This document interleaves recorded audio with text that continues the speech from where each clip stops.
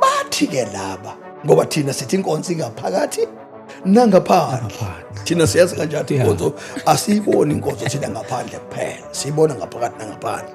Bese sithi-ke thina kuzalwe laba-ke manje. Mabezalwa lapha sibalanda lapha etendeni. Laba-ke manje mase befika sebethi inkonzo ingaphakathi. uJesu nje umuntu wangaphakathi, hayi ngaphandle. Lento sithi abantu abaqoke kahle, bafake imishukulo, bafake izikete ezinde, bakaveza amakhwapha emasontweni, old fashion. Uqala kungamesaba uNkulunkulu, uqale khona phela endlini kaNkulunkulu. Kwase kuphumela ngaphandle. Kwangena abefundisi endlini kaNkulunkulu fethu, baqala bajaja manje.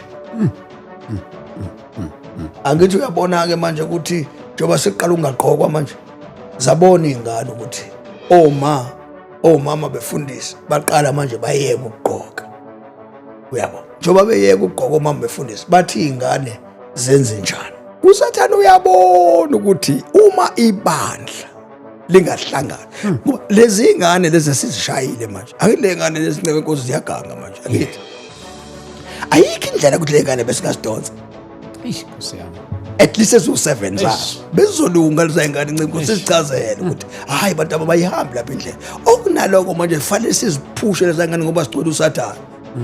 Akithi uyayibona futhi sithi iy'ngane sigcweleni uSathane. Asisavezi uJesu kusona ukuze sibuze nazo zibuze futhi ukuthi bo baba senze njani ukuze sikhonze kahle nejabule mfethu.